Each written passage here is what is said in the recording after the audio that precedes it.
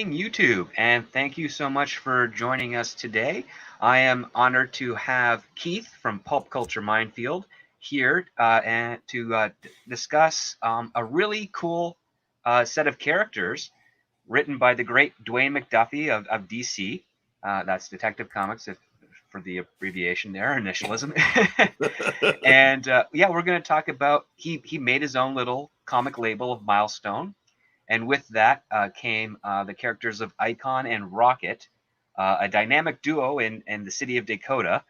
And we're going to talk how we discovered this character, um, the origins of this character, the stories that they've embarked upon, and the potential that they could have translated from the comic pages to animated live action media. hmm So thank you so much for joining us. And my so pleasure. let's get right into it, Keith. Um, Icon and Rocket, Dwayne McDuffie. What can you tell us about this character, these characters, the impetus for their creation, as what Mr. McDuffie has given in a couple of interviews before his untimely passing, an unfortunate passing, and your experience of how you as a customer and a fan discovered this character. Wow. First of all, force of nature, the talent that Dwayne McDuffie had was changing everything. I think had he not passed away, I think he would have eventually become uh, one of the people responsible directly for DC Comics. I could have seen him and Jim Lee running DC together. Uh, you can just feel the love that he had for comics in general. But the creation of Icon and the rest of the characters that made up Milestone really comes from a deep place of love and respect for both comics and the comics characters and many of the creators that have come before. It's just the fact that there was something missing, you know, like a lot of things. You never really got a chance to see a lot of the and know a lot of the people of color who have made up uh, the business of comics over the years. It's been kind of lackluster in a sense. To have Milestone, to have 3 men of color come together and create something like this. And remember, this is around the same time that we had uh, uh, Image. Image got more of the press and praise. And given how many people they had, and given some of the talent they had, of course, I have It was a never, much larger group led by yeah, Todd McFarlane, who, yes, a Canadian animator who managed to break down certain. I mean, granted, at the time he was starting out, there was not as much sort of border between nations when it came to comic book writers or creators. It was like if hmm you got the talent and you submit. DC had an open door policy at that point, which is how Dwayne McDuffie got involved, and all the people of his ilk. The difference being is that, as you said, Dwayne McDuffie had a smaller pool of creators with him to form Milestone, while Image had almost a dozen at the time, if I'm not mistaken. well, That they went I on. think it initially began with about six, and then they Okay, so grew half a from dozen. there. Okay. And then with Milestone, though, it was important to have uh, uh, uh, people of color do this because that's never really happened before. Hmm. That is a big deal. Okay, uh, with Dwayne and Dennis Cohen and Michael Davis and Mike Gustovich. Wait, no. He was just the anchor. I'm trying to think. Who was the other guy? Derek T. Dingle. Right. Thank you. So it was them together, and then let's see. I think the way the story goes is that Christopher Priest, I think, was involved in the early stages of Milestone, uh, and I don't think that really worked out. Uh, uh, and just just to put it all out there, I have had the honor of meeting Dennis Cohen and Christopher Priest. Uh, imposing gentlemen. Mhm. I couldn't see anybody saying no to either one of those guys. And Dwayne McDuff was a bigger guy.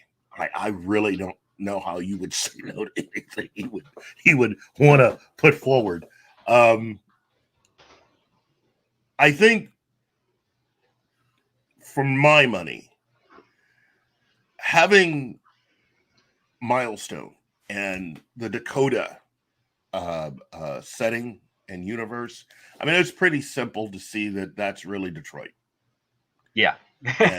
And Detroit is where Dwayne McDuffie was from. Uh, it's hard not to create something and put a little bit of your town in it, as we've learned from the history of Superman, where both creators were able to add in things from their hometowns to create the city of Metropolis, rather than going Mhm. the way that Stan Lee went and Which just is using an actual place, yeah, which is Marvel New York was City. the world outside your window, and DC was the fictional Earth of tomorrow or something of that nature. They had a couple of advertising brands of it, Well, the and world outside your window really fits. I always thought that DC was really the world that we aspire to.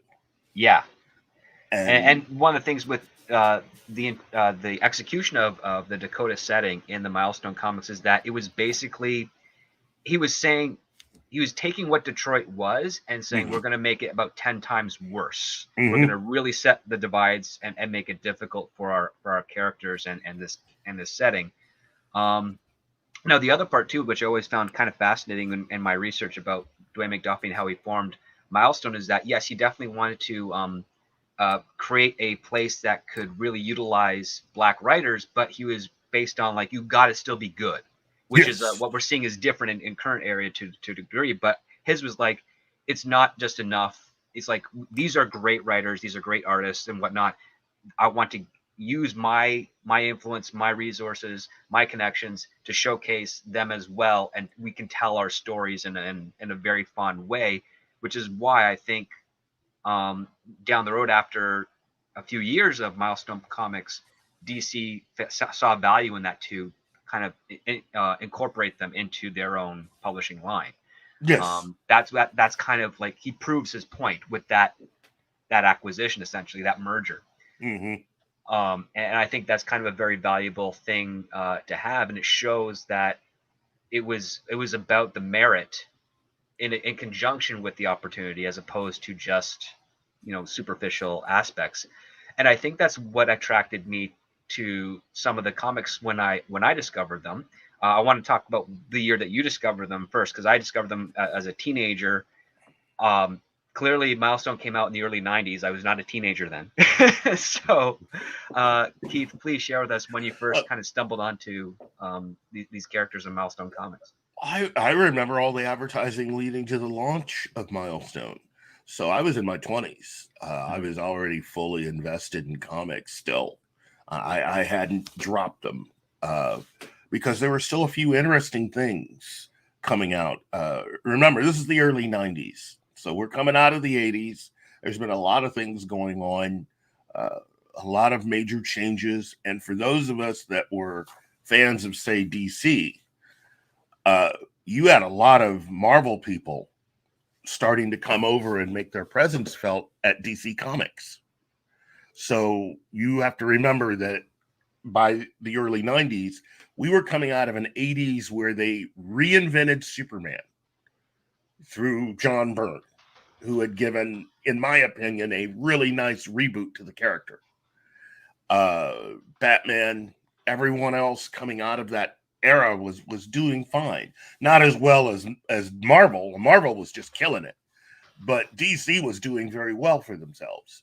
So then you have uh, the advertisements about the Milestone universes coming, the books, and I remember my twin brother and I were just very excited.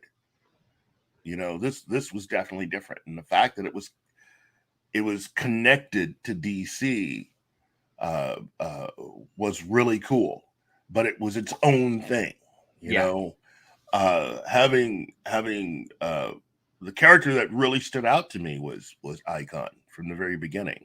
Although, who I remember in the initial stuff, the one that I kept seeing was Hardware. Hardware was the one that was really pushed, followed by Icon, and then of course Static, uh, of which Static just blew up. I remember when the books hit, Static really blew up. And part of that is the fact that if you were a longtime fan of Spider-Man, you knew the formula they were using. I mean, it's early Spider-Man. It's 1962, 63 Spider-Man with Steve Ditko and Stan Lee is what they were doing. Except that, he's black and he has a different set of powers. And I was just blown away. I think the initial issues that they put out all included like trading cards. So they were really trying hard to build the universe, build the fan base, and get people excited. Those books were colorful, but different because they all functioned on a certain set of primary colors, greens, reds, yellows, and browns and blacks.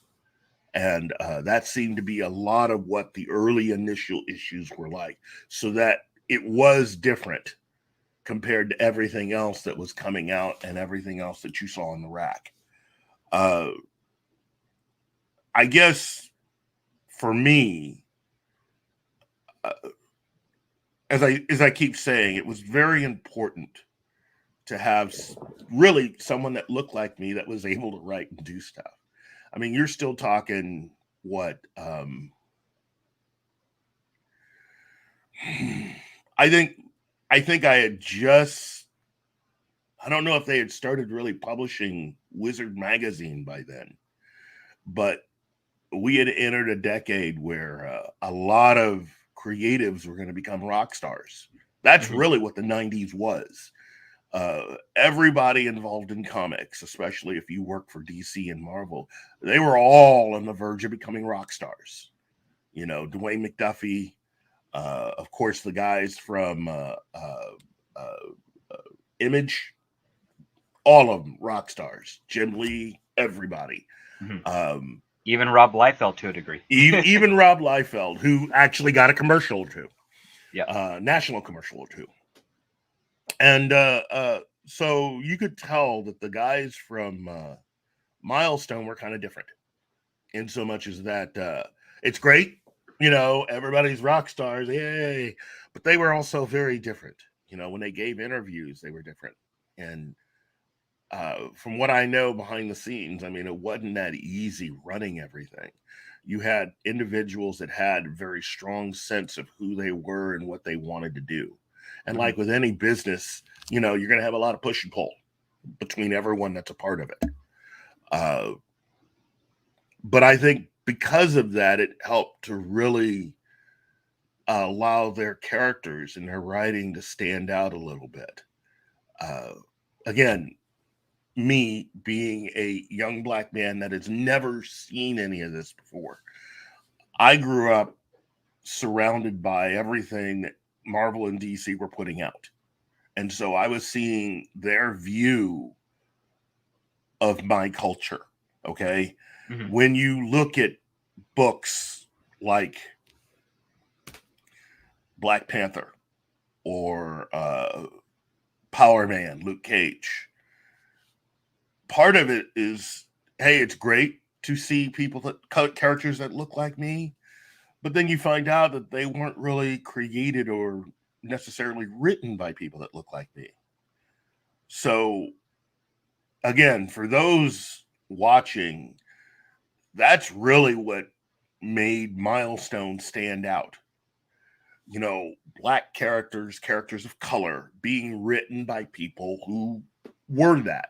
So that helps Milestone step up and out from everyone else a little. Would you say that because of that aspect of it, there's a bit more of an authenticity to the execution of those those characters at Milestone compared to Luke Cage and Black Panther and James Rose when he took over for Iron Man? Yeah, a Okay, a a little little bit, bit, but yeah. it also, you know, you realize to that point, okay, that we hadn't really had an opportunity to see people that look like myself and get their expressions of how pop culture is. Mhm. You're talking people, especially with Dwayne McDuffie, who had been absorbing all of this stuff, reading comics like the rest of us. And now he's working in the industry. So now we get to see him kind of sort of give back. Let's see what's in his head. Let's see what you can create. We never really had that before. And on a major level, to see how we thought of ourselves creatively and to see someone that was totally invested in the world and art of comics and what they could do. uh and again, I'm blown away. Mhm. I'm sad that it didn't last as long as I was hoping, but I'm thankful for what I got. And I think everyone else would eventually catch up, especially when Dwayne McDuffie went into animation, Mhm. and started overseeing things like the Static Shock series, and of course Justice League and Justice League Unlimited. Yeah, Uh, he wrote some great stories for that. oh my goodness. It, the guy was just talented, and again, the sky was the limit with him. I mean, can you actually just picture in your mind where he would have ended up had he not passed away? I think I you had a very strong voice because you just gave us a great insight as to like the industry and you as a customer in the 90s. I found Milestone Comics primarily with Icon in my local comic book store in around the year 2000 when I was like 17 years old. mhm. And I mean, I read the comics, but I never got so invested as to really follow specific writers or specific artists of that nature. I cared more about the characters and the stories. So Mhm. when I saw this, number one May issue of Icon and Rockets, cool, the dynamic cover, art similar to like Todd McFarlane before he got crazy, with like the massive capes and all that stuff, which is always fun. But I picked it up 90s. and I read it and I was like, oh, this is an interesting kind of story. It's got it's allegorical to Superman in a degree, but it's got this kind of upstart kid who she's well aware of her situation, but has these desires that anyone can relate to. And I had no idea it was written by a black man. I looked at Dwayne McDuffie. I'm like thinking that's a pretty white name, but like I mean I think about that now. I wasn't at the time. I just didn't care. Mhm. Um, that goes into to other parts too, which is that there's no assumption that this was going to be good, bad, or whatever, just based on the ethnicity of the writer. It was like, no, this is really good. I even the people who I'd share the book with, or who people who are a longtime fan with it, would never go into a factor and saying like, um, yeah, it's incredible that this was written by a black man. Like that thought never came to their mind. It was just like, Mhm. this is just a really good comic. This is a great writer. I was really like, that's the situation it was at the time when I was reading these and getting into them. Yeah. Didn't get too much into hardware. Finding those issues were actually really difficult in Mhm. the early 2000s. But you have this really cool dynamic of an alien that's a 100-year old, at least on Earth time, Yeah. who is finding himself in a surrogate father situation with a young girl who challenges a little bit of his perception on humanity, but at the same time, she's also being challenged with his observations of humanity as well. Mhm. And together they're growing, and we're seeing this really beautiful relationship and it's really like a surrogate father daughter thing with a friendship that's built a bit more on a friendship, but that's one of the things that really gravitated towards me of the characters is you have this young uppity ambitious girl who wants to do great things and break the habit that she has seen with her family through I guess her grandmother and her mother, now her, and she sees an opportunity to do that with Icon. Yeah. And she's the one that proposes the idea of the superheroes because she thinks it's great and exciting and everything. And Icon is a little bit hesitant at first in this story, but he decides that, you know what, I'm a wealthy lawyer. Yeah. I've done so much for myself, and I think I'm helping other people with my law practice. But here I am sitting in my home during a riot in my home city, and these kids come to rob me, and they think because the house is rich, is wealthy, it's a white man, and they're completely flabbergasted that I'm not. Mm-hmm. There's something that I, as a person who has gotten this way, could do. I could be an inspiration because I have evidence that he's evidence in tenfold. Not just that he's a black man, but he's also an alien. Like he's got all these other things within his past, and yet he was able to achieve quite a lot. But Mm-hmm. it was not an easy process for him. It took a long time. Well, let me also suggest something else. Now, again, uh, one of the other things about the story of Icon that really stood out to me, again, you know how I think I once told you that it was easy to see the influences, the comic book influences that Joss Whedon had in creating and putting out Buffy. Mm-hmm. And the same was with Icon. You know, while the early Superman comics was one particular influence, another influence was also Daredevil, and uh, uh, and also a film. And in this case, it was Highlander, and it was taking a character who had a long life, who was essentially immortal. Because that's the other thing about the Icon character. He is an alien who has taken human form. And so the form that he has doesn't really age. So he has to pretend every few years to be his own son to keep the whole thing going, you know, and Yep. that's that whole Highlander aspect. Because what Highlander had come out in 85, 86. 85, So, 86, and the premise of that was uh, Connor McLeod would look for stillborns in the yes. newspaper and then take their identity Mm-hmm. and run with that. Where in this case here, Icon would find ways to make it look like he had a relationship, you know, a private at home relationship, had a Mm-hmm. child. He would do all the paperwork and then go on a sabbatical or retire, and then 10, 15 years later he would show himself up again as his son and pick up where he left off. And it's always quite, you know, it's quite ingenious. But one of the things I thought was absolutely brilliant on a science fiction level with the first issue is that Icon is this three-fingered gray alien. He's on like a cruise ship essentially that gets attacked, Yeah. and he goes into an escape pod which takes him to Earth, and it reformats his body to an infant of the first creature it sees. In this case, it was Mm-hmm. a black woman who Well, lived on a plantation, right? first sentient. First sentient, Sentient. yes. Yeah. Not just I wouldn't do it for an animal like a dog or a beetle or a bug. Yeah, it was the first sentient creature, and I thought it was a brilliant tactic because he doesn't intellectually revert to a baby. He's still who he is intellectually, but because he's Mm-hmm. in the guise of the baby, it allows him to study, grow, and learn at the same rate it would normally take an alien to learn the culture around him without any drawing any suspicion. I'm like, that is brilliant science fiction writing. You don't get that type of level of ingenuity or creativity currently in the Yeah. 2020s, but in the 80s and 90s, like that's right on par with some of the greats at that time.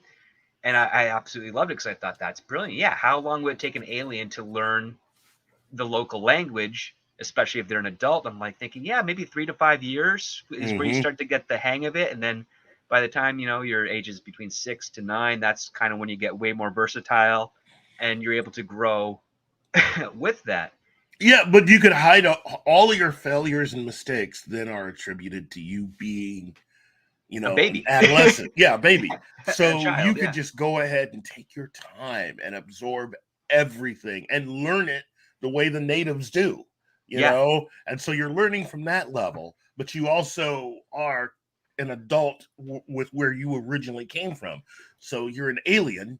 And so you have those two things acting. Oh, yeah. Yeah. It's brilliant. Brilliant stuff. And again, I said it before and I'll say it again. Why? Why DC? Why Walter Hamada did you not do this? This would have been amazing. But, I'm not Well, in control. you're not in control, but what I think was kind of fascinating is that he over the course of Icon's life, because he lands in the 1800s, he experiences emancipation.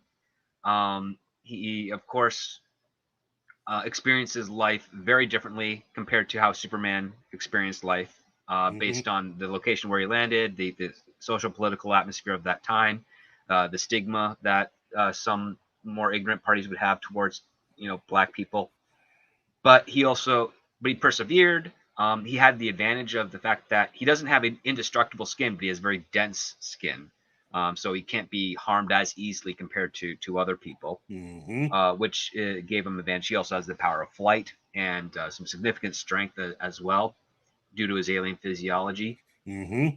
But as he got older with every generation, he became much like with other people. He starts off with idealistic and liberal values of progression, but then as he gets older, he becomes a bit more restrained and conservative, Mm-hmm. and that really surprised, I guess, a lot of people as they were learning more about the character, thinking like, "Oh, why is this guy's kind of like the man, the uptight dude?" And it's like, well, it's it's more of he has different information. He's come to different conclusions, and there's just overlap to it. It's not 100%, this one-sided perspective. Mm-hmm. It's like these are some aspects I have learned that are true, which are basically like if you want a better life, you got to work for it, which is Mm-hmm. completely valid. Um, and sometimes it's being misinterpreted by people on the left, or misinterpreted by people on the right. But he's an alien. His political values are basically just observational as opposed to um, far more intimate. And I think That's that was right. a really brilliant aspect with him because he never rejected an idea that was presented his way. He's like, okay, let's take a look at this, let's analyze it, let's think about it before making a decision. Well, And you that also was have to understand that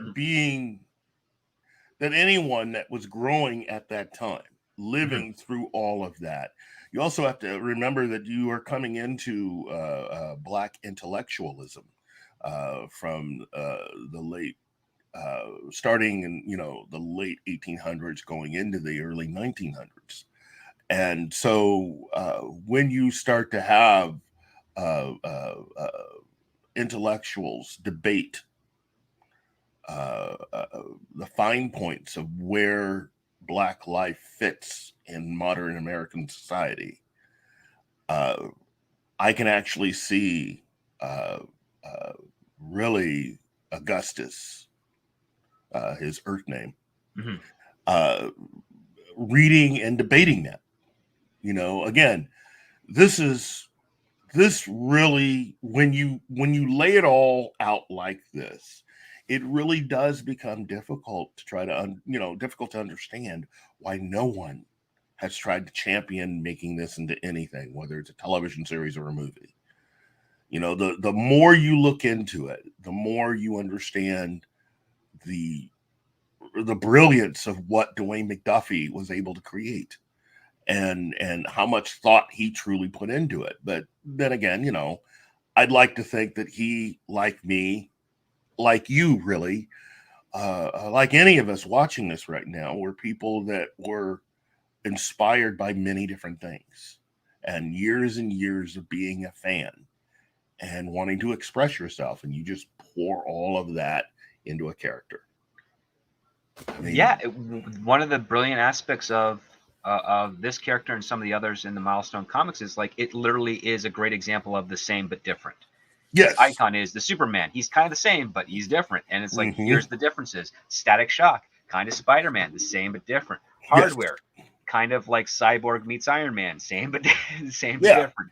Yeah. Um, all of those things are really quite fantastic. And so I think we should let's talk a little bit about the overall story of those first 42 issues of Icon. Now, obviously, we're going to be a little vague on it because remembering 42 issues is tricky.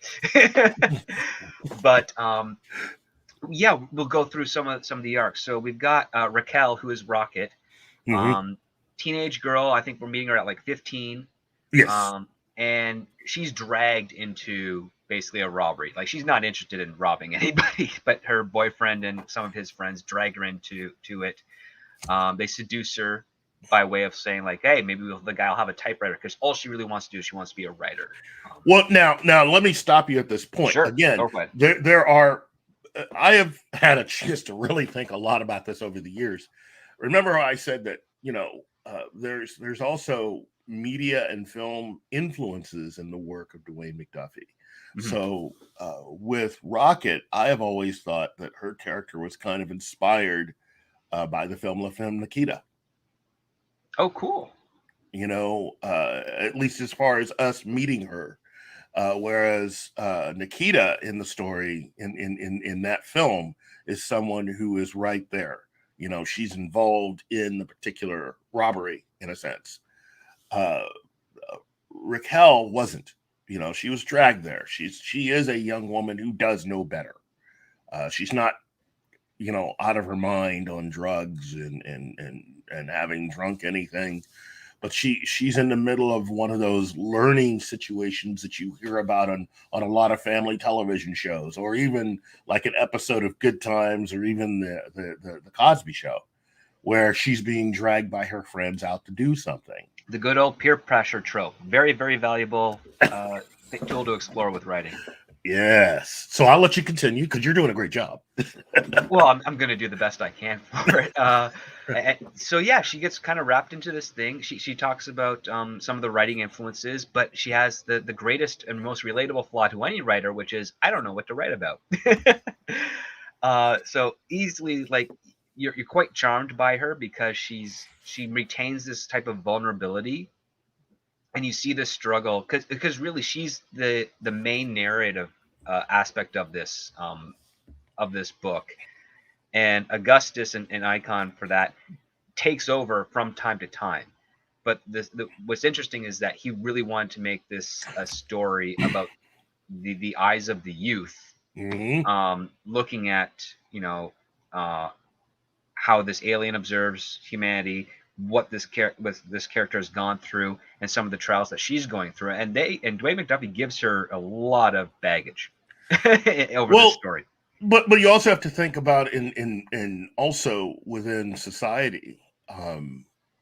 When you look at music, for that matter, a lot of people seem to remember that music at that time. There were a lot of dominant imagery for young Black youth that mainly stemmed from music, rap music mainly, and all of that. But you also have to understand that female rappers were beginning to really become a force to be reckoned with in the late 80s going into the 90s. And so to have Rocket be who she was, that fit the time period perfectly. That was timely because you were seeing a lot of young women come into their own artistically and start to make their voices heard. And contrary to a lot of people currently right now, that went on for quite a while and still does. a lot of the young female artists of that time period continued to create, continued to do stuff. Some of them went different directions, like Queen Latifah, but for the most part, they continued to create and be influential and do what they needed to do in order to live, thrive, and survive. And she was no different. Rocket is a perfect example and an encapsulation of that. That sounds well. I mean, yes, that is actually it because she goes through a couple of trials by fire essentially in this. Mm-hmm. she gets saved by Amistad. Oh, sorry, Augustus. I'm thinking of something else. Sorry, Augustus and Icon on her very first big, public mistake of being part of a small group of breaking and entering. Mm-hmm. He basically says like, okay, yeah, her boyfriend shoots him, shoots Icon, point blank range, couple of times. Uh, and he says, okay, we're gonna make a deal. You don't tell anyone that I survived this and that I can fly, essentially, and I let you go. And if you ever commit a crime again, I'm going to come after you. And Raquel is shocked by this because she's remembers a poem about flight, and that the person who wrote it wasn't really talking about literal flying, but like freedom. Mm-hmm. And when she sees Icon, it reminds her of that, and she takes it upon herself to ponder what he said, to think about the opportunities that she can make for herself from his advice. And then Mm-hmm. she learns, okay, this is the guy's name. I know where he lives. And she just, politely shows up at his home and says, hey, I think together we can kind of do more. You Mm-hmm. have this wealth, which is great. You've got this influence, which is great, but you also have these abilities, and the words that you spoke inspired me. And she shows him like Icon and Rocket, and that they would be a crime fighting team, but she does it with such reverence and hope for excitement, and to do good without completely without thinking of the consequences of that. Yeah. And it gets to Augustus. He starts considering like, maybe I should do more because of the events of that night. He makes the two costumes that she designed, and gives her a belt that is using some of the force field technology from his escape pod, Yeah. The inertia belt. the inertia belt. Yeah, the inertia belt. And then they decide, okay, in 3 weeks, we're gonna go out and we're gonna do a patrol around the city. And at that time, the first adventure is a hostage situation at City Hall. Mm-hmm. And when as they approach it, Raquel finally realizes, holy crap, this is bigger than I expected it's going to be. If we land down by the cops, they're not going to receive us as well as I think they are. Because my experiences on the streets in the rougher parts of neighborhood uh, informs me that this is not going to be an easy task. And Yeah. Augustus is thinking, well, if the people that we're going to be interacting with are true to the duties that they hold, they should not be so adverse to us offering help. That's his perspective. Yeah. And we see those two clash because the first part of it is like Rocket's a little right, like, yeah, they're not going to receive them well. And then the second part is like, once they start realizing what Icon can do and what his motives are, they're more open to him. But it's not Well, an easy bridge to cross for either of those characters. and I think that's again. I think that's kind of where, in a weird sort of way, that's kind of what was attempted, but not done very well with the film Man of Steel. Mm-hmm. To try to bring those kinds of perspectives to the Superman mythos. Uh, uh, I think where uh, that's where Christopher Nolan had wanted the story to go, and it just wasn't really written very well. It would have been better to have actually had maybe a scene like that where you got to see Cal interact with the authorities a little bit and to understand and basically to also back up what the character of John Kent had been saying. But that takes us completely Well, out that of why takes us a we're. little off, but I'll say it this way: Dwayne McDuffie did something that was kind of brilliant because he basically presented it as a way as, how do we do a passive greeting of this character? Because Superman, on the public side of things, the most fantastical feat he Mm-hmm. does, his introduction, is he saves Lois Lane falling from the Daily Planet from the movie. He Mm-hmm. captures a helicopter, and it's all done very. It's objectively observed that he saved Mm-hmm. this woman and saved this helicopter pilot and saved the people below that from this disaster. Yes. There's nothing that you could use to spin that to say that he is a cause of it, because all these things were happening in action before he even showed up, Yes. before the world knew he existed. So, in that action, he immediately earns a lot of people's trust. There's definitely apprehension from people of power that would be worried about a man like this, but it's completely pushed aside, because not only did he just do that, save Lois, save the helicopter pilot, save those people below, but then he saves Air Force One. Then he Mm-hmm. stops a robbery from people that are getting away on a boat, and then he rescues a Mm-hmm. cat out of a tree. He does all of these feats to basically, and he doesn't really say much to anybody aside from Lois that he's just a friend. And he does all this just to say that actions speak louder than words. And conversely, with regards to Man of Steel, we don't get any of that No. at all. His first introduction essentially is he's just floating in front of the military. So it's a situation of complete apprehension and mistrust. Mm-hmm. The same thing, and the other part too is I'd say it's a really bad execution of the very idea that what Dwayne McDuffie did with the introduction of Icon, which is you have this 6'8" muscular black guy in a green cape and red costume who just lowers himself uh, to ground level in the midst of basically a SWAT team, and saying, "I'm here to help," and they're like, "Dude, you just flew down here. I am terrified. Get your hands in the air. What is going on?" And and that's basically the thing. He doesn't use action to demonstrate that he's on anyone's side.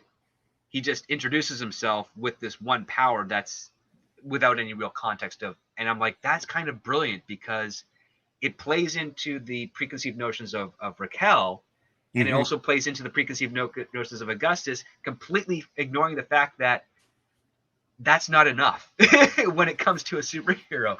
Yes. And it shows how novice they are of it, and it's brilliant because it's very logical things like, oh yeah, superheroes are already kind of like a thing in the pop culture aspect. We kind of know them, so if we show up, they're going to accept us. It's like, no, that's not it. That's the mistake. And I loved it because it was so honest, and it was different. Because if Dwayne McDuffie decided, you know what, I'm going to have Icon do, I'm going to have him rescue a boat that's capsizing, it's going to be a big fantastical thing, it's like, then the world's going to trust him. It's like, but he's 100-year-old man who's so ingrained with humanity. He wouldn't think to do that in that scale. He would Mm-hmm. kind of look at it like a lawyer, which is like, I'm a representative, I'm going to approach the scene, I'm going to he let the character inform his actions as opposed to everything else. Because even with regards to Superman in the comics, he's this guy who's really, really fast. Who he saves a woman that's being beaten by her husband. He basically picks up the car of a drunk driver and smashes it into the side of a mountain. Like, he does all these dramatic things for the social cause. But it's these actions that show that he's powerful, and he's basically paying attention to other people that could Mm-hmm. be harmed by these reckless actions. And then we get Augustus coming in there's like, I'm just here to help. And everybody's like, no, we don't. Nobody, even if you were just a regular citizen with no costume or powers, and you came up to the cops and said, I'm just here to help, they're like, go away or get arrested. Yeah. And that was the context of his first kind of introduction. And I was like, this guy's thinking like 5-10 steps ahead of the story, and that's what really kind of pulled me in. Well, also that whole logic versus emotion. Mm-hmm. You really do have a superpowered Mr. Spock, and then with Rocket representing the kind of Dr. McCoy emotional side, The passionate side, yeah, yeah, with a lot of so doubt. That's the other part that's kind of funny. Is like, she wants to be a superhero, but she's starting to realize, oh man, people are probably not going to look at us the way we want them to, because she's been so informed, and she's comes from a different, a neighborhood and a life yeah, where things are difficult, and she's being told by other people why they're difficult, but that might not be the truth as to why they're difficult. Like, that's the mm-hmm. thing. Like, she doesn't know if she has all the information, and that gives her all this doubt. And now Augustus is in the same boat where he's like, I have a lot of information, but my information is not yielding the same results as what I'm told it's yielding. And so there's got to be some change there, because he trusts the political system in Dakota City. But over the course of those issues, he's realizing it's not as trustworthy as he thought it was. The Well, mayor it's a is not. separation. Yeah. There's a separation there. It's practical versus there's a difference between book learning and experience. Yes.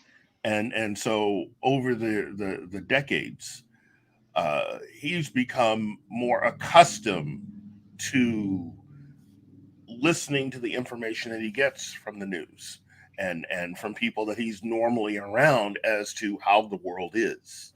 And so he's kind of He forms separated his own himself. bubble by Yeah. accident, essentially, which is what we Yes. all do. We all form our own bubbles by accident. Yes. And now this young girl is taking him out of that bubble, and his actions are also taking her out of her bubble. And you're seeing how valuable that is on this journey with them. So I don't want to get too much into the plots of Yeah. the individual adventures, but I do want to address one of the most beautiful arcs in comics that we don't get that often, and that is Raquel learns shortly after she becomes Rocket that she's pregnant, and she has to contend with that, and she doesn't know what decision she wants to make. She is understanding her mother far more intimately than she ever thought she would originally, because her mom had her while she was young, and her grandmother was helping her raise her as well, and there's that dichotomy there. And then her would-be boyfriend goes through an arc as well, where he doesn't care at first, and then he goes through some really bad times, is given an opportunity to sort of right things, and then he gets involved and he ends up becoming a father. And to a degree, I mean, it kind of, unfortunately, the story cuts off abruptly because it only is 42 issues, and this is a longer thing. But he's on this track, like him and Raquel are not going to be a couple, but they're going to do what they can for their child. And that is something that was actually, I really, really like that story, because it's a redemption story for this kid who in the first issue he's shooting a guy. And towards the end of his story, he's getting a job, he's got a job, he's got money, he's trying to provide for his kid, and he's also trying to make sure that he doesn't repeat any of the mistakes that he's received from his family, or that he knows about as a stereotype. He's like, I'm not doing that. That's wrong. Like, and he starts to appreciate and respect Raquel a lot more. And even when she starts writing, he's there to encourage her. And you get this sense that he wishes he could have like the normal family unit, but he's made too many mistakes to let that be. So he's trying to make best with what he's got. And Raquel is in the same boat, trying to make the best that she can from this. And Augustus is there kind of as the surrogate father and grandfather, and he's found something that he thought he couldn't have, because the other beautiful story is that in the early 1900s, Augustus gets married, and he's in love, and he's about to have a child, but he doesn't know, because of the fact that he's an alien, if it's gonna survive. Yeah. And he has to go through those difficult journeys. And the one thing that he wishes he could do is like have a child with this woman that he loves, and have a proper family. When he realizes he can't, he then sort of shuts himself off emotionally from future romance. Well, it's the same thing that you've seen in a lot of films about immortality. There comes a point where the character will usually just figure out a reason to shut themselves off. Whether it's Connor McLeod in Highlander, or even with the character of Diana in Wonder Woman. There comes a point where they take the character, and it's an easier way of dealing with how someone can live a long time and not be known or figured out or whatever, is that person will usually have to shut themselves off. I love the fact that also Raquel ended up naming the baby after him, in a sense. Me too. Amistad Augustus Irvin is the child's name. And it is an ever evolving thing, and there are no easy answers, nor should there be. It's not like you can instantly just change everyone's lives and everyone's happier. That's not the way it works out. And I really enjoy the fact that You don't have that with this particular title, or with a lot of the characters within what is eventually called the Dakotaverse for Milestone. Mm-hmm. It's because that would be a little too preachy in a sense, and a little too Hollywood. Yeah, it would lose a little bit of the life that it created for itself. I think if it went that way. Yeah. Um, because I like the fact that Dwayne McDuffie wasn't afraid to take the tropes of mistakes for Mm-hmm. teenagers and adults, and instead of like doing the Peter Parker thing, which is give Peter Parker almost every problem humanly possible for him to explore, McDuffie was more disciplined, saying, I'm going to focus on a couple of specific things and do them the best that I could. Mm-hmm.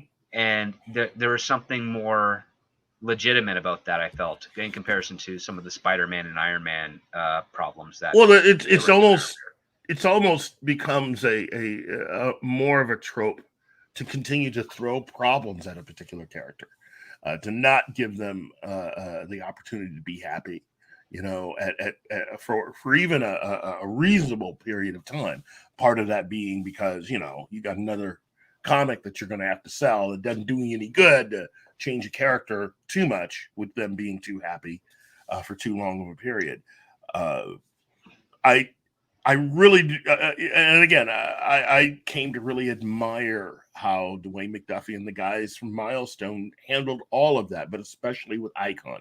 Icon is my favorite out of everyone because he combines a lot of the characters that I grew up admiring. As we've talked about before, there. Superman, Mr. Spock, and I never thought I would ever really use that. I mean, when you really think about it, those are two characters that it couldn't be more different. Can be more apart to a degree. The other part too is that he comes from the cooperative, which is kind of like this it's like a federation sort of, but there's also a Mm-hmm. little bit of a Green Lanternism to it as well. Mm-hmm. And towards the end of this, well, not towards the end, but I think like maybe the last third or a little bit earlier than that, Icon finally manages to go home. Yes. And he takes Rocket with her so that she can see this beautiful alien world and why he holds the views that he has in conjunction with what he's learned on Earth. And we get a twist you don't expect, which is that he's been cloned. There's another version of him there that's living fine. And there's the object of, I think it's like reintegration, I think they're talking about, if I'm recalling correctly, Yeah. where he could stay here but he'd be kind of merged with his clone self and then never be able to go back to Earth, and or he could just live on this planet and he could just live back in the cooperative, and his clone will also be doing his own things, but he won't be able to return to Earth, and he ends up getting homesick. Yeah. And he wants to go back, and I'm like, that's a really cool story, which it's basically just taking the you can't go home again part, Mm-hmm. which is the home again is the cooperative, and the new place is Earth, and that's where he Mm-hmm. kind of feels like he belongs. And it's done so not just for the history that he established himself on Earth, but for all the connections that he made, which he finds to be more valuable than what is going on with the cooperative, where the cooperative, there's a sense of immortality, there's not much, like there's no struggle there, it's almost a utopia, but it's devoid of not necessarily excitement, but of just that magic aspect of life that he's only found on Earth. That's true. And I mean, and and I love that part, that you don't get many stories that have that type of thing. Sometimes you just get a hard goodbye, and it's a yeah. Casablanca ending. But again, it begs the question. You see all of this, and you have to wonder why. Why no one at Warner Brothers wanted to take a chance with this. It is well thought out and a well done comic, and any real writer who knows anything about characterization and plot could take this and run with it and do some amazing things with it. And again, I think coming into today with you, I had always been kind of on the fence about how I would do this if I were to go. Should this be a television series or should this be a film? Mm-hmm. And in talking to you, I think I've come to the decision that it just would make a better television series than a film, because there's so much to explore, there's so much to discuss. And while it may seem like you're cutting yourself off from probably one of the biggest, best films ever, our level of technology and storytelling, I think has reached a point to where you could actually make that possible if you know what you're doing with this story and characters, to make it probably the biggest thing you've ever seen on television. So I think there's more credence to that, because a lot of the stories in that original one were far more intimate. mhm, Um, it feels like if we were to try to make a big theatrical story for this character, it might not ring true to what is at the core mhm, of him, because I think it would get bogged down with the the social political ideologies of the current era, yeah, as opposed to being able to resolve like a a good versus evil type of story, where like who's the big bad that Icon has to fight that will really like cement him in the mhm, pantheon of characters. But he doesn't really have that. There is this subplot of basically a company has somehow released a chemical within Dakota City, and it's caused a whole bunch of these mutations in people with superpowers. Some of them try to hide and just don't want to be noticed, which is fine. And then others try to abuse them for their own personal gain. They form little gangs. mhm, They terrorize. They don't do anything that's cataclysmic on the side of on the world destroying level, but they can do enough damage to the point where even Dakota City is segregated. Like yeah, there's Paris Island, which you're not allowed to go to because it's been yeah, basically taken over by these various superhuman gangs. And Icon finds himself in positions where he is fighting that. On top of that, you also have Dwayne McDuffie did this brilliant thing where he kind of makes fun of Power Man.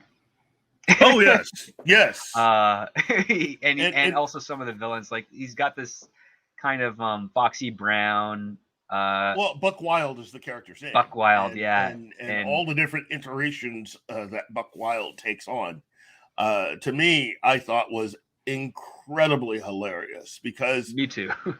because really, while DC Comics has had their share of characters of color, the characters that Marvel has created have become more iconic in that sense, because of what Marvel was and how they presented their characters. And so, to a lot more people, you have a lot more people that are more familiar with the Marvel characters of color than they are with the DC characters of color. And so, it was just easier for Dwayne McDuffie to just go ahead and go right at those guys, and actually say something about uh, comics in general, about how people of color, heroes of color, have been treated in comics, mainly Marvel comics, because at that time, I mean, there was no better representation of that than the Marvel characters of color. You know, to have done it about John Stewart would not have given you the same kind of punch. It would not have hit the same.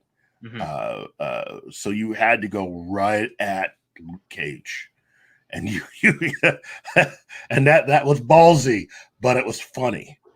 and, It was, but there's also what I liked about Buck Wild is that even though he was kind of a parody, there was a genuineness to him, as well, because like he would go up against the female adversary, and he's like, she's so beautiful, I would love to take her to bed, but I can't because she's evil.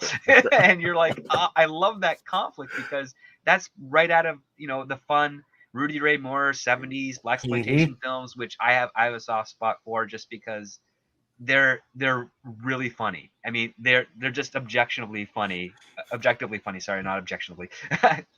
And just jokes that, I mean, there's a reason they had their popularity. And Mhm. the other part too is that it, like, those films influenced the type of rap that we got in the late 80s and 90s as well, Yeah.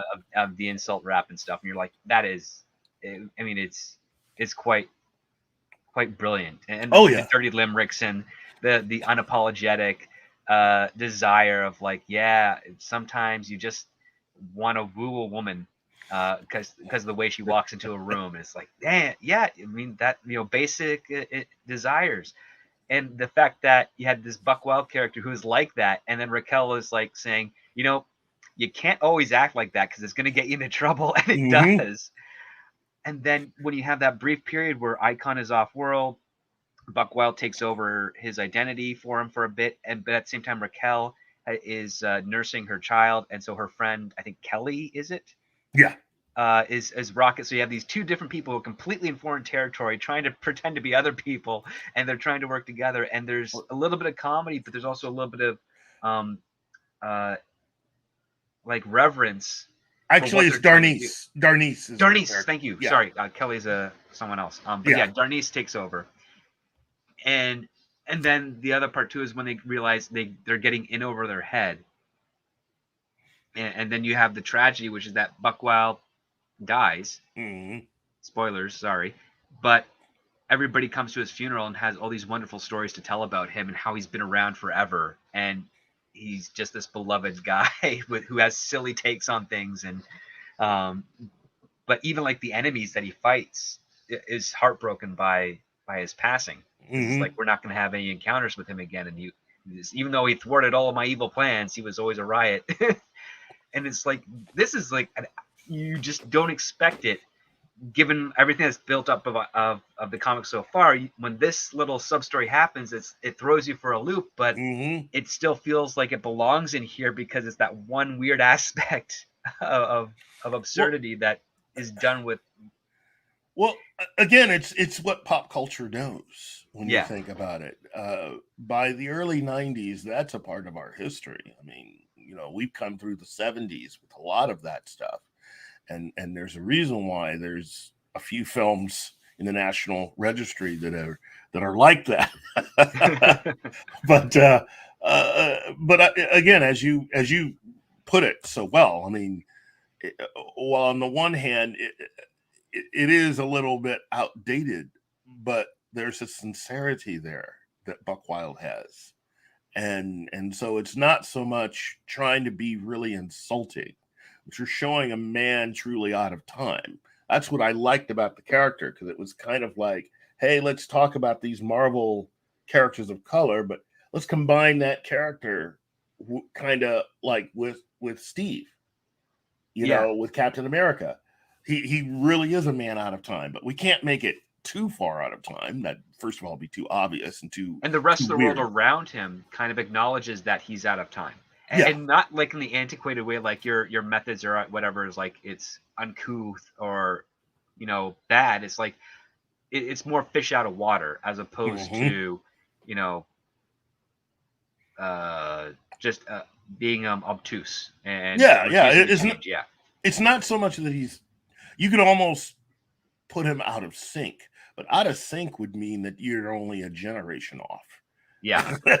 you know, he was more like two generations off. But it again, even with his even with the villains that he fought, he had gained their respect in a sense, and meant a lot. Uh, you're right. It again. I say, why we didn't get this? Why? I mean, not even an animated movie. Not even, that would have been fun. Uh, Well, that I guess transitions us into the last portion of the show, which is the possibilities for what he can do. We have Das Wolfen in the chat, who asks Keith, which story arc will they adapt after they get their heads out of their rear ends and finally make an Icon movie, or in this case, I guess a miniseries? What do you think would be a good starting point for this character? I know how I've said before that origin stories just are so passe, but as we've established, I think Dwayne McDuffie had done a very good job in establishing Icon's origin story. Now, it's how you wanted to play it.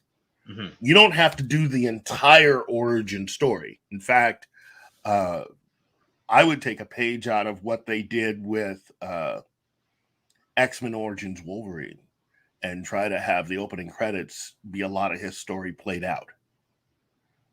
You could take a lot of that. Try to keep his alien stuff not so much hidden, but you don't want to do too much. You try to keep it very ground level with the story. So you start out with him being found, as the credits play, with him being found and all that stuff, and you bring it all the way to where you want to start the film. So all the way to modern day, and then you start with the break-in and go from there. That's how I would do it. Yeah, and then the other part is like, who's the main adversary that he faces with his debut? Like, that's one of the things that I would find difficult on a feature side, because who's one that could contend with him, if not physically, intellectually, and allow him to make that impact on Dakota City and the rest of the world.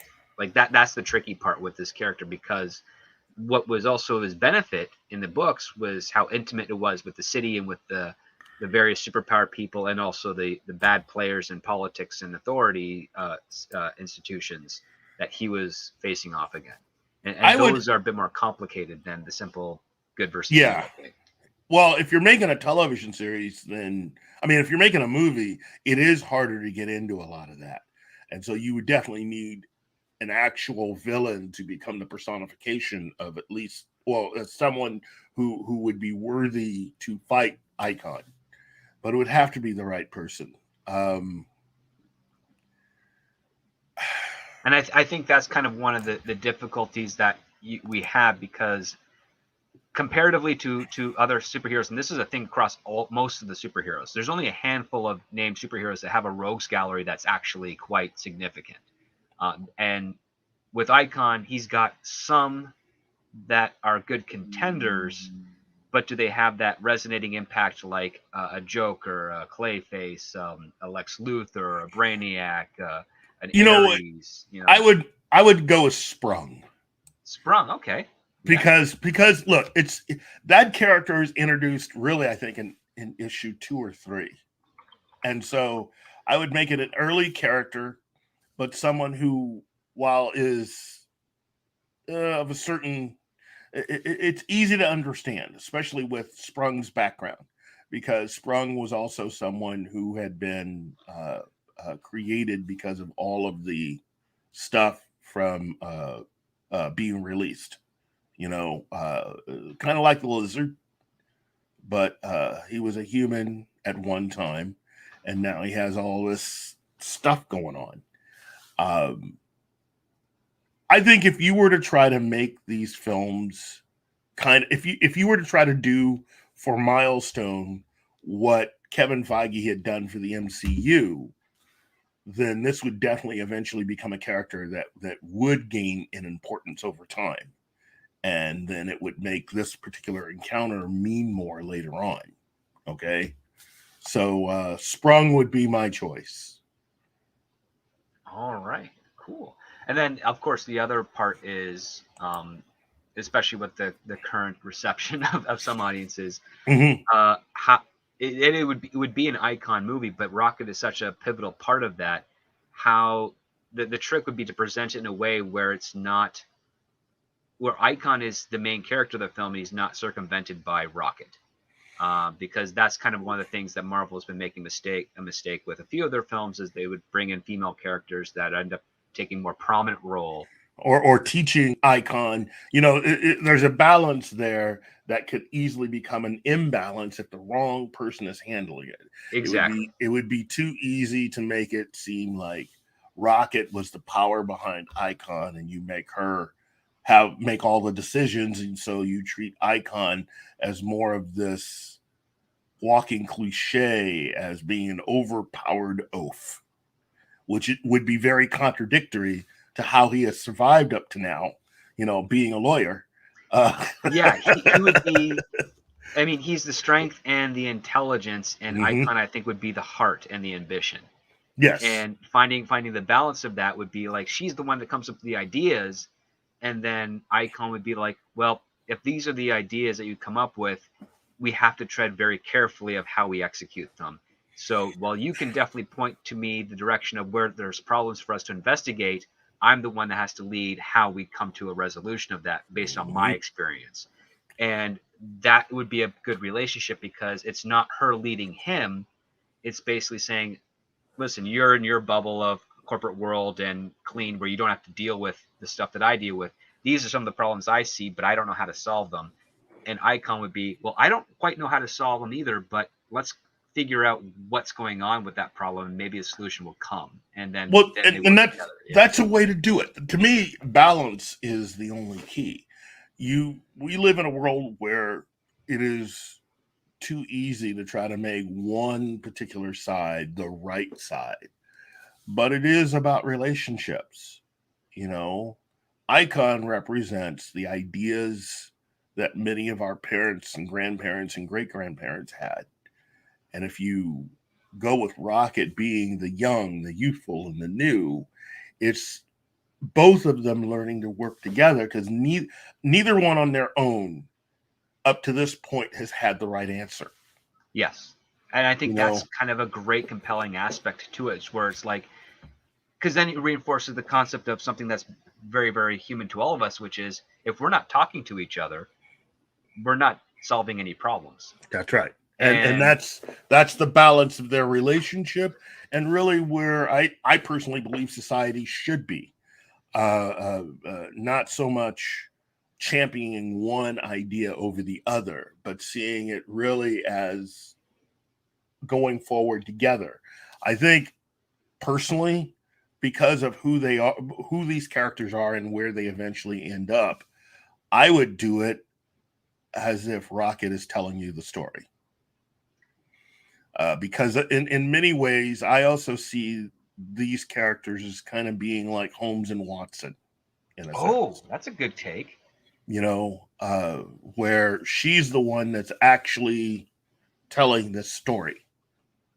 You know, But basically, still, Icon is the active person we're following. While she's there for support and inspiration, he's the one that's making action plans and doing the execution and teaching her what he's learning as well. Because I think what would be fascinating endgame for this type of characters, and what I think Mr. McDuffie was trying to get to by the end, is that by the time Raquel becomes an adult, like say her late 20s, early 30s, she's able to be the superhero as well without needing the mm-hmm. support of Icon. And but Icon is still able to do that, kind of like not necessarily passing the torch, but doing what like Batman did with Dick Grayson to become Yes. Nightwing, is like we can always still work together, but you don't need me as much as you did before, and you're good to go do your own thing, and I'll still continue my crusade on this end if you so please. And I think for her it would be like, you know, it'd be for Icon it'd be becoming an empty nester, and for her it'd be like going away to college, so to speak, but Yeah. and trying to see what she can do on her own. And I think that would be a good long term type of direction plan to have. But I think your take of a Watson to Holmes is a quite brilliant aspect to follow on that, because it also leans into the fact that she has the ambitions of being a writer, and what better story to tell than to chronicle her journey of, you know, who she finds to be the greatest hero that no one has really heard about, or at least when she started nobody heard about him, and now he's this big name, and now it's many many years later, and she's like, well, this is his story, this is his Well, story, and a little bit of my story on top of that. it would also cover the things that she doesn't understand or didn't when she was younger about him. Hmm. From her perspective, it's hard. Well, it's hard for a lot of younger people to understand someone like Augustus Freeman. And if you're not someone who has experienced what he has, there's a difference there. It's very, I mean, that whole alien thing, really, I mean, when you think about it, someone who doesn't really share the same background in a sense, or hasn't had all of the same experiences, might as well be an alien. Mm-hmm. You know, uh, and having her write the story, having her be the voiceover for a majority of the film works in really everybody's favor, because she also comes across not only as the heart, but she's the one for whom I think the audiences and the writers can easily take all the rest of us through. And when you think about audiences, you know, they always aim the films younger anyway. I mean, youthful audiences are really who they aim movies at. And so, since everybody's writing from that perspective in the first place, it's easier to take it from that view. Uh, uh, I just, yeah, that just came to me. So, Well, I mean, I think it's something pretty valid to explore for this type of character. If she's going to be the narrator, if Rocket's going to be the narrator, which is not, I don't think it's a bad idea. I think it'd be great to show how, as the narrator, we're going through the journey with her and learning the lessons that Augustus is teaching her at the same time, and then also using her as a proxy for us to sort of launch our ideas towards this experienced man, and him exploring them and either, saying, well, it's an interesting idea, but I don't think it's achievable here, or that is an interesting idea, let's take it to its logical conclusion. There's something that can be played there, but it's going to be very, very difficult to execute, because the last thing you want to do, which has been a pattern with some of the Marvel properties, is circumvent the title character with the narrative character. mm-hmm. And the other part too is you also don't want to fall into the pit where the character of Icon is going through a narrative that's too similar to what we've seen with characters like Superman. Yeah, yeah, It has to make something of its own. Yeah. Yeah. Well, I mean, again, that's the one constant throughout all of this with Icon in the comics. He is still who he's always been. In that sense, you're writing it as the best Star Trek story in that sense. Spock changes, but his voice doesn't change that much. It's just how he applies who he is, and what he brings to every situation changes over time. But he gets new information that informs him, and that's the journey with everybody. Yes. And Icon especially, I would say, yeah, you just have to find that sweet spot story of how to best execute it, so that when you have to realize that, well, Icon is the hero, he's the hero because of this young girl's inspiration and ambition. But as much as she inspires him, he is inspiring her in a way that she never thought possible. Like it's not even like a quid pro quo. It's more like she was just hoping to have a little bit of an adventure and mm-hmm. find something to write about and get the most out of this one individual. And she ends up getting so much more in return as a result of that than she ever imagined. And Icon as a character finds a little bit more meaning to his life, aside from just making a living and waiting for humanity's technology to reach a point where he could leave and go back to the cooperative. Like that's kind of what he's doing. He's biding his time. And I think finding a bit more value out of that, it would be a beautiful story to tell. It's just finding that sweet villain and what they want to conflict with Icon's goals. With Sprung, definitely some exploration there. And with Raquel, I'd probably, for that first volley of stories, whether it's a feature or first half of the miniseries, I'd probably defer the pregnancy subplot so that we can get to know these characters first before we bring that aspect into it.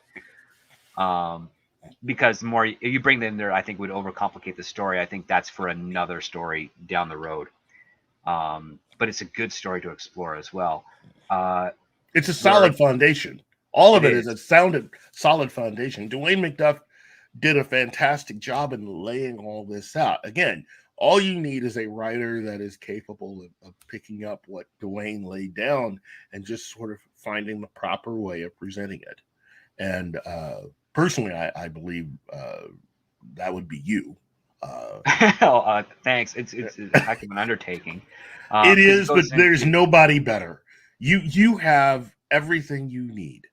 You have the skills. You have an understanding. You're a fan. I mean, look, for a lot of this, that last one there, in my opinion, is very important. It would be easy for any writer to take this and do it, but being a fan gives you that extra bit of something you need to cross over and to make that true connection into what even Dwayne McDuff was doing.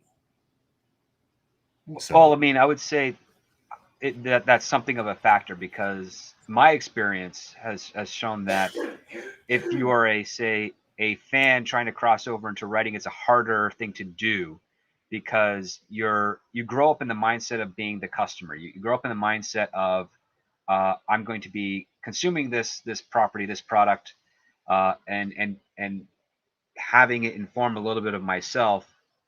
And then if I were to try and do it justice on a writing side of thing, the writing side of thing requires far more challenges to address, because you could do something verbatim from the comics to the screen, but what you're really being is you're now just being a proxy for another writer's work.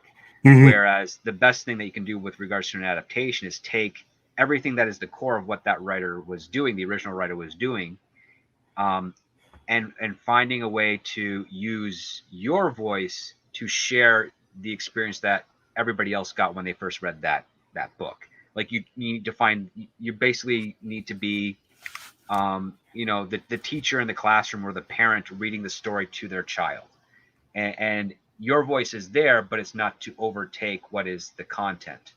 And sometimes as a parent, like if you're doing voices of characters, like the way you do that voice is going to have a resonant with the audience. And as a screenwriter adapting someone else's work, you kind of have to find that same thing where it's like, how do I best bring out this character's voice with the tools that I have to really convey what that is familiar to the character. That's what's really difficult. Now when it comes to something a bit more on a dedication side of things, you have writers like, say, for instance, um, Nicholas Meyer in Star Trek. Wasn't a fan, but understand what it was, had his dedication, and managed to elevate the material without betraying it, like that, into a new story, which is very, very difficult to do. Well, but that's what I think you. Yeah, to me, that's what I was thinking. Nicholas Meyer. I'm not saying Nicholas Meyer should, but what I'm saying is you need a Nicholas Meyer type. You Well, need or someone. you can go one step further. We have Paul Dini. So he took Mr. Freeze, Uh-huh. who was Mr. Zero, who's not really a great character in the comics and other things. And found a tragic angle to him that made people like the character and think of him as far more influential role in Batman. Mm-hmm. And some would definitely argue that, and rightly so, argue that you completely reformatted and changed the character to something what it's not, because you added this backstory and this motivation to him that makes him kind of sympathetic, as opposed to a villain. And maybe you've taken something away from that. But the thing is that if you do it so well, and this is also a hard thing. This is a part of my experience when it comes to fans. If you do something so well that kind of on the surface, on the superficial side of things, betrays the character, if you do it so well, you will have earned the permission from the audience to allow them to accept it without getting some backlash for that.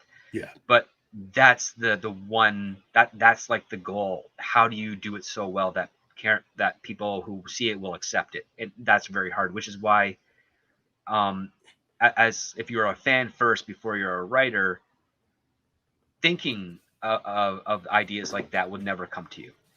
And that's kind of why I have considered why I say, and some people find it very find a contentious approach, which is that Fans aren't always going to be the best to tell new stories for these characters, because you fall in love with the stories that you fell in love with, that you saw for the first time, that made you go, wow, this is fantastic. And you're so in love with those stories that you want them to continue.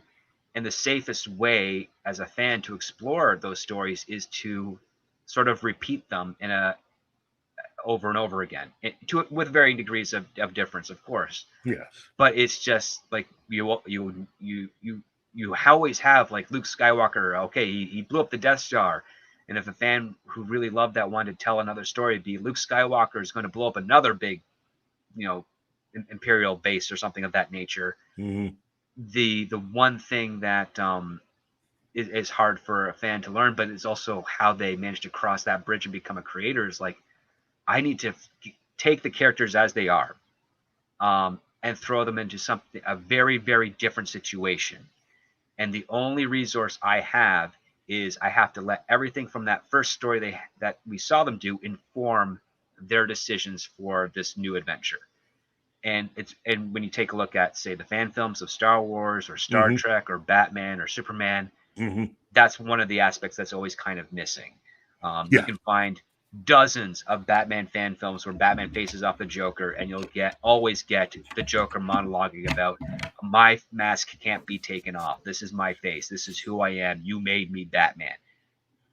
That's the flaw. The other part too is you'll get maybe Star Trek stories where you'll have people bring back Sela, or if not Sela, Tasha Yar in a fan story, is like, and make her, like, start a relationship with Data, or go head to head with Worf because she's been reintegrated into the Enterprise. Like, I've seen a couple of those types of fan films, from some from Germany, some from the UK, some from the United States, where all three of those parties had no connections with each other, but they landed on the exact same premise and idea.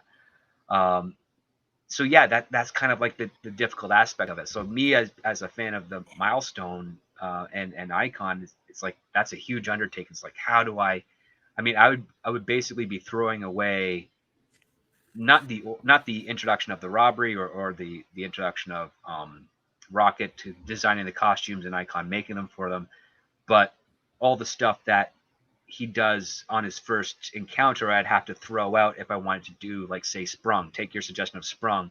I'd have to come up with a brand new story of that, and I'd have to come up with a different angle for it. And you can and for me as a writer, I'm like, that's exciting, that's interesting to explore. I can definitely use the comics to inform what the character's actions would be. But then you'll definitely get that pocket of people that would say, well, that's not the comic. And just something that's happened a bit more recently, we have the She-Hulk series. The pilot just debuted. They give us pretty much a completely different origin, which achieves the same goal. I personally didn't like it because I thought it kind of robbed a little bit of what the character was. Yeah. But when you're talking about doing an adaptation of a character, especially like Icon, it's like, well, how do you get to the point you need to get the story moving as quickly as possible so that we can really explore and understand these characters? Because it's very, very easy, especially on a feature film side of things, to spend the first 35 to 45 minutes learning about Augustus and Raquel before they even don the costumes, or before there's even an overall conflict for them to even explore. And I personally, as a writer and even as an audience member, I'd be kind of saying, like, that's kind of a disservice. You could probably do that in the 70s and the 80s, but today's audience won't care, even if you can make it as interesting as possible with the conflicts. Yeah. They want to see that type of excitement. They want to see the type, like with Iron Man, where Tony Stark gets into an encounter in the Middle East and then is kidnapped, and then now he has to build the armor to get out. It just goes. It starts really quickly, really fast, and it resonates with the stakes of the audience. Where something like Icon, there's a pace to it that's inherent with the character because he lives such a long life, and he comes to this conclusion just on the whim of a young girl who's just fun and ambitious and has dreams and wants to do something different than what her neighborhood would say that she has to eventually be, which is, and she wants to deny that because it's a robbing of choice. And now she does the first thing where she's like, we have a choice to do something because of what you can do and because of what I know. That's its own story. So again, it's not going to be an easy thing to navigate, and that's why you would need a really, really disciplined and experienced writer to be able to do something that many people would find egregious, which is there's probably a bunch of things in these books and these comic issues that I would have to toss away and say, I'll Yes. have to use this later in order Yes. to create a story that, reinvigorates the love of why people liked this character to begin with. Well, And you'd have to turn it into a world. I mean, that mhm, you'd have to bring all of this into its own kind of reality, which is the reason why, as I said, in talking about all of this with you, this would make a better television series than a film. But you'd have to figure out a way of creating that world with all. I mean, if you're going to do a television series, that gives you more room in a sense to be able to bring in more of these issues and to tell it in a way that isn't as confining as trying to strictly adapt each and every issue, but allows you to free them to be able to move these characters around in a way to be able to tell the story better, to be able to communicate more. they'd have to be treated a bit more like chess pieces than Yes, adaptations. And yes. that actually goes into another question we got from good old Das Wolfen. Thank you so much. Uh, he asks, is it hard to do a Paragon archetype character properly?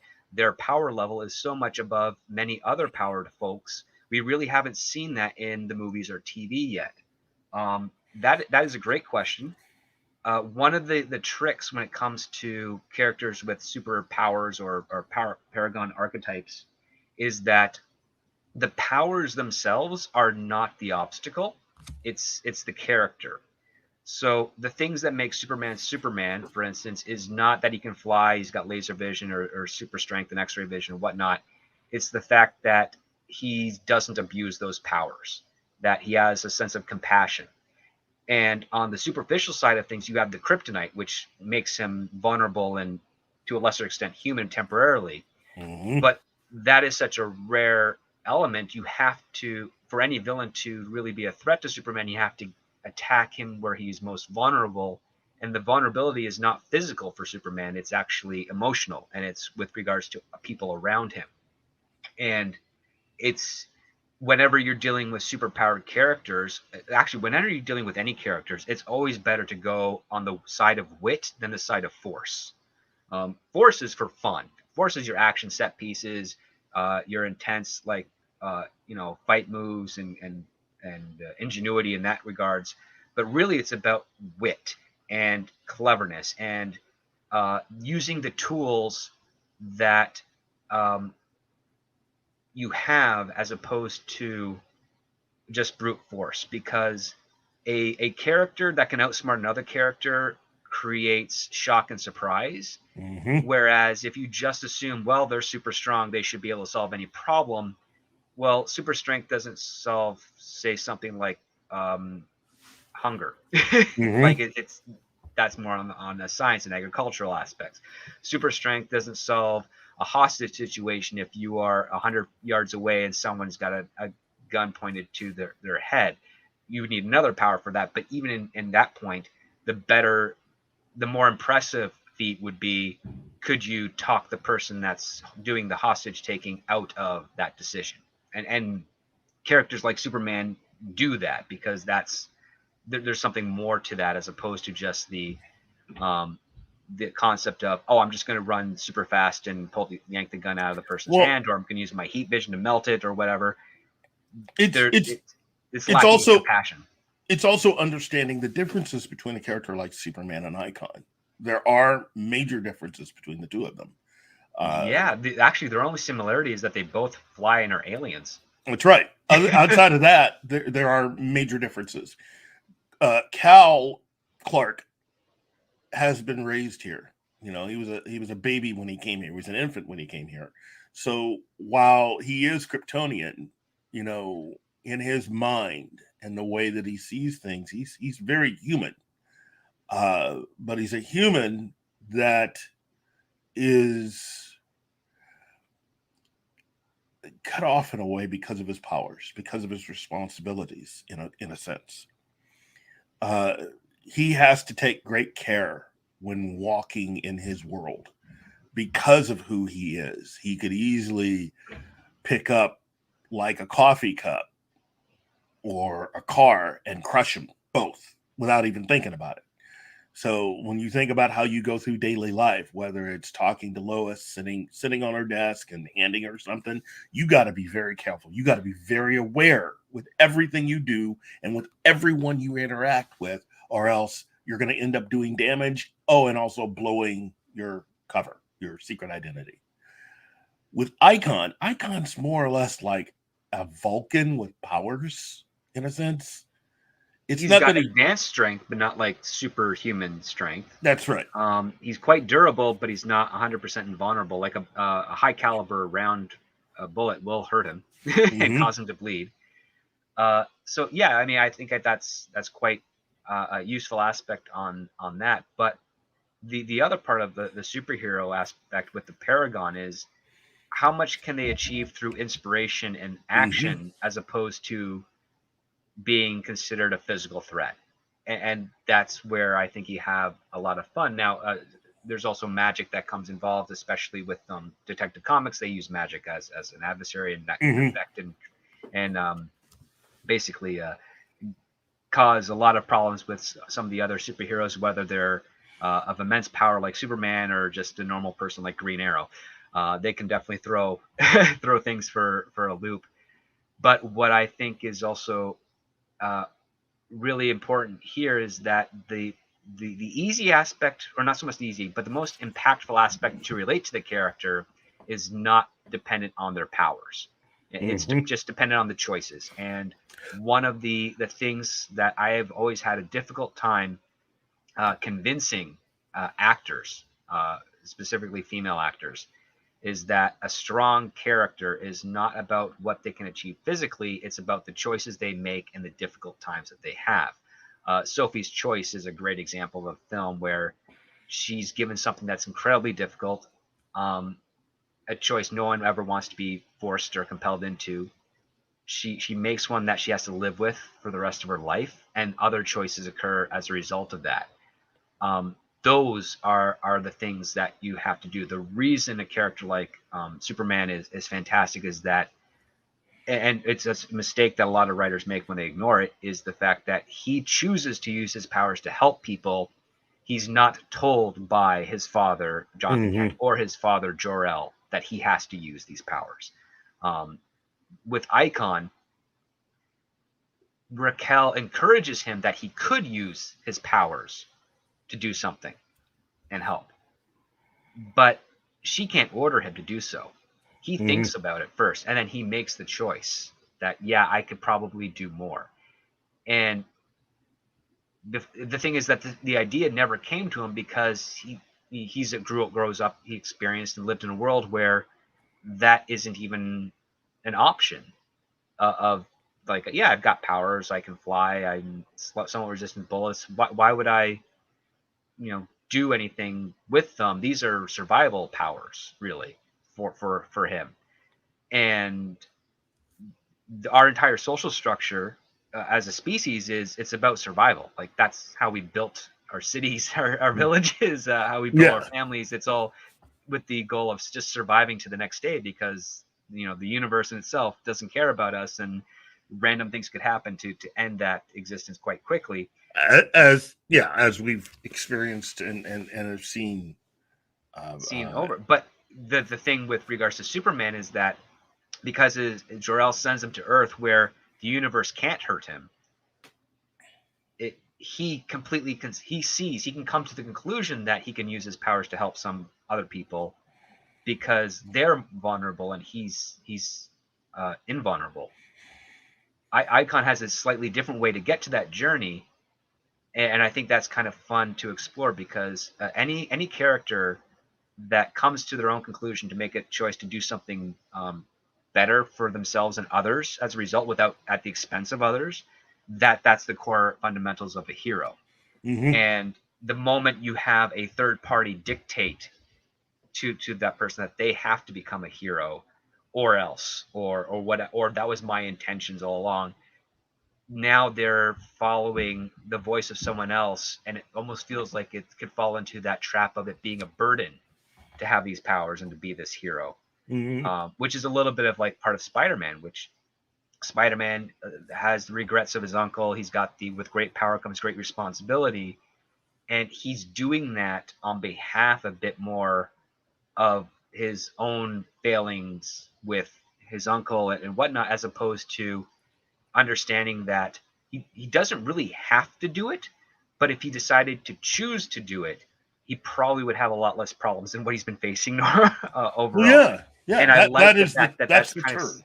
and I That's the like the turn. fact that's the turn, but I like the fact that that's kind of Peter Parker's flaw, Yes. consistently throughout the entire, almost his entire run. Like Well, he doesn't choose to be Spider-Man; he feels obligated to.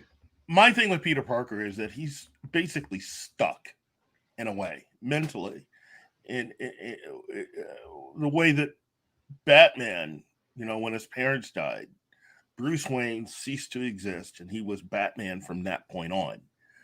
I think with Peter Parker, he is stuck at where he was at when his uncle died. He is completely stuck at that age, at that moment, in a sense, Mm-hmm. because everything, all of the stuff that continues to happen to him, all the bad stuff, there's almost kind of like a Catholic guilt type thing going on constantly within his life, as if being stuck within that mindset continually, there's a continuous nature to how the bad stuff comes in. Oh, something else is. I've done this incredible thing, but I owe this money and blah blah blah. Some people wouldn't look at it like that. It really is about his perspective. I Yes. think, first of all, I completely agree with you. That's mind blowing to me that you saw that. That with the change, because I think we've seen that with when Doc Ock took over his body. Oh You know, yeah. it isn't about bad luck. It really is about how he sees it. It's the And state of mind and the journey of growing up. mm-hmm. um, and that's kind of the same thing that when it goes for a character like Icon, you have the dichotomy of sometimes a fresh set of eyes is very useful into finding new meaning with life, and parents get this with their children. Augustus doesn't have that ability. He's just kind of repeating a cycle of being his own child, so to speak, but he's not raising anybody. He's not well, passing on any real advice. he's stuck, is what it is. Yeah, He's he's in he's arrested basically in a development. very, he's decided to do the bare minimum so that he can eventually leave. He's Yes. become divested in a sense of humanity. He tried, it didn't work out. So now he's divested. He's doing enough to keep his head down and just let everything go until it's time for him to leave. And then, Rocket comes into his life and that and changes. and it changes. It gives him a new perspective, and it fulfills the one thing he thought he could never be, which is essentially a father figure to Mm-hmm. this young girl. And Like Up. Basically, yes, this is Up, is really what it is. that would probably be a very good reference model to have, is because again you even have the same part where Icon, he gets married and he outlives his wife, and Mm-hmm. she's the only woman that or person on Earth prior to Raquel that knew of his past, and knew that he wasn't human. Yeah. And yeah, like that, I think that's a great revelation to see. It's like you've got a couple of arcs to draw from. You've got the Sherlock Holmes and Watson relationship. You've got a little bit of Up in there Mm-hmm. as well. Well, even with the beginning where you Mhm. do it as sort of like kind of like a montage of things going into the story, kind of like Up. You don't have to play out his entire origin story. You could do all of that, from him landing and being found and being raised and meeting his wife, and then ending it kind of like with that tragedy, as then we start on modern day and where he is. Yeah, and So he's a lawyer keeping his head down at a prestigious firm, thinking he's helping people, and he is to a degree, but it's to a narrow field of people that he's helping. And when he realizes that there are more problems that he can address, the question is, okay, am I responsible to address those problems, or are they responsible to address themselves? And it's reconciling with, well, you know what? For some reason, they feel like they can't help themselves, and we know that's wrong. We know that's not true. We know they can, yeah, and but there's so much stuff around them that's telling them, no, you can't. And Icon is totally the type of inspirational character that says, to quote Sammy Davis Jr., yes, you can, or yes, I can, right? well, I Um, mean, it's the iconic version. It's everything that the public imbues Superman with. In a yeah. sense, Icon is kind of like the manifestation of that. He has to find himself becoming that, because in a sense, that's what Rocket sees. That's one of the things that could actually help everyone in Dakota, is to have a goal, something or someone Seeing to the look up to. potential. I think Yes. seeing the potential is a beautiful theme to have in that, is that there's potential. Rocket, Raquel has a dream, but because she's like, I don't know what to write about. She doesn't see the potential in herself. Mm-hmm. And then Icon himself, he's laying low. He doesn't see the potential in what he could do to its full extent. But when those two meet, she's like, I see the potential in you, not just because of your wealth and what you've done, over the centuries and change of living here, but the fact that you have these abilities and this perspective that could help people. And then he says, I see the potential in you because you have all these years ahead of you, and you have goals, and you are well aware of your situation, that you don't want to fall into a pit, which everybody is worried about. Like, you don't want to, like, even if you love your parents, it's like you don't want to be exactly like your parents. You want to be your own person, or you don't want to be exactly like the people in your neighborhood assume you to be. You want to set yourself apart and make an impact. Mm-hmm. That is a great, I think, thematic device, and that can go into a conflict with Sprung. So I think that's a pretty great thing to explore. A good, as Joey in the chat says, a catalyst. And I think with that, we've gone a little bit over the scheduled time Oh, I'm that we sorry. have. No, that's fine. We can go as long as we can.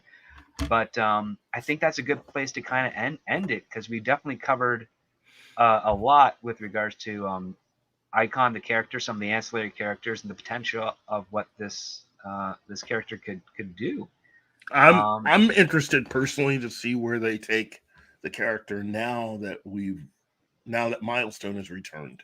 Now that they are new issues, new adventures, new writing team, and a new interpretation of Icon and Rocket, and new adventures for them to have. Uh, I personally think that we've covered quite a bit here with the original version of Icon and Rocket. mhm.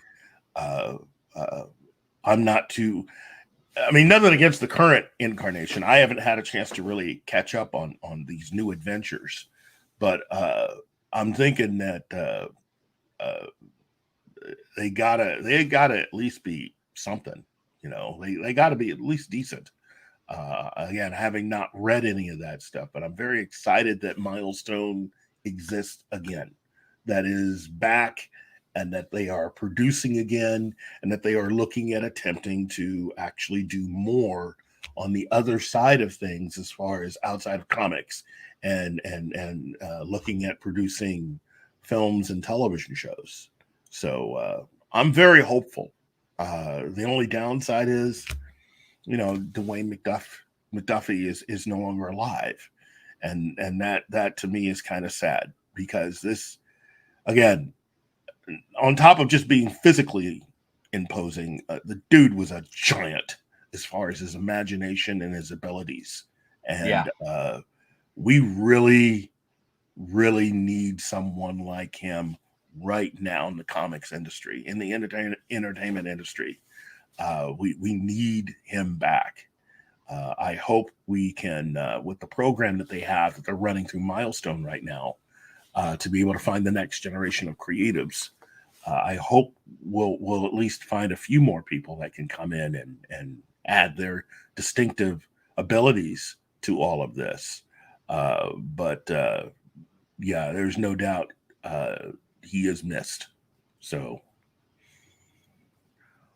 yeah, Yeah, I agree with that. My heart goes out to his friends and family. It's been many years, unfortunately, that we haven't had him around. He definitely passed away way too young. yeah, yeah.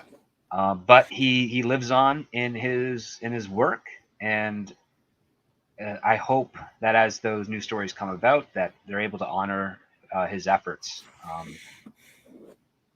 because he earned them. He earned every accolade he ever got. Oh, just And his work alone on Justice League Unlimited was amazing. oh Uh, yeah. just wow, wow. I mean, you know what? I really, I really do believe that he could have very easily have been someone who would have been the kind of person who they should have gone to get his perspective on how to translate some of these characters into other media, animation and television and other things. Not so much as the guy who actually did that stuff, but to talk and get his perspective on how to do it, because Hmm. it seems like he was very adept. He was very he was a fan, but it wasn't a he wasn't working as a fan. He was working as a writer, and he had he had a very interesting way of combining and understanding things, kind of like you. Oh, thank you, sir. So with that, I think we're gonna call it a day. It's been awesome chatting with you about this character, Keith. The chat listening while we did this live had some great interactions. Thank you to Das Wolfen for some of the questions. Uh, Everybody else, thanks so much for listening in today. We will be doing another one of these again when the schedules line up on another character. Um, there's lots to talk about. I really want to do this one on Icon and Rocket just because I overall he bring it doesn't up a get a whole lot. lot of discussion and love, and I think that's not great because I like looking for not so much the obscure characters, but the ones that you just have to ask yourself, well, why isn't this character a bit more big in the conversation of things? Because it's so well done and it's such a unique perspective compared to some of the other stuff we get. And not to hammer it in, not to make fun of this guy. I think it really is one of those questions that again I'm mystified that with the current view in Hollywood, why people who espound certain views didn't latch on to try to do this. Yeah, You know, that is a mystery that I think we may never really. I don't even think they understand why they didn't do it. Well, I have a theory they didn't know he existed.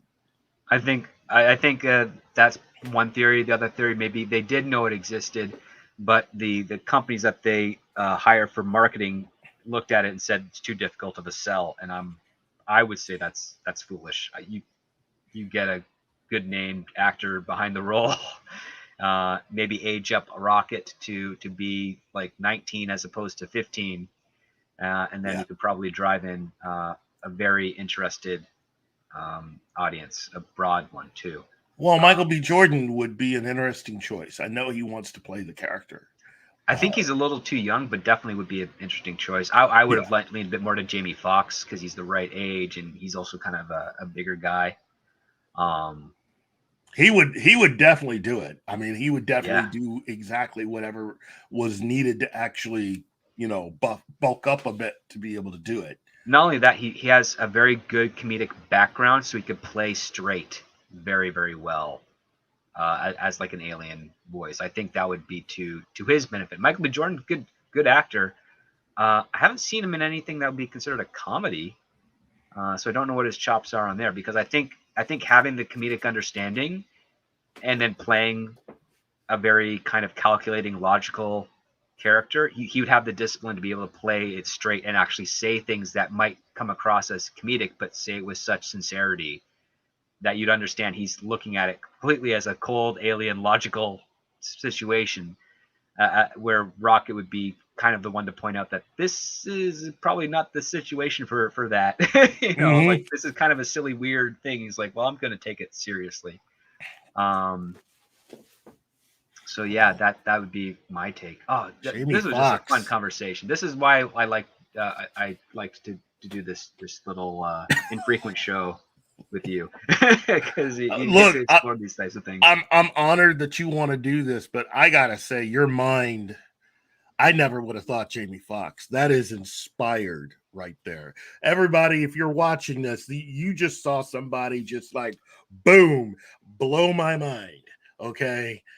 Oh my goodness. See, now I can't unsee that. Now I can't I had Michael B. Jordan in my head, and you just took that right out. Wow. Well, thanks. So yeah, well, I think we'll end it here. 2-hour show. That's a great time for everybody there.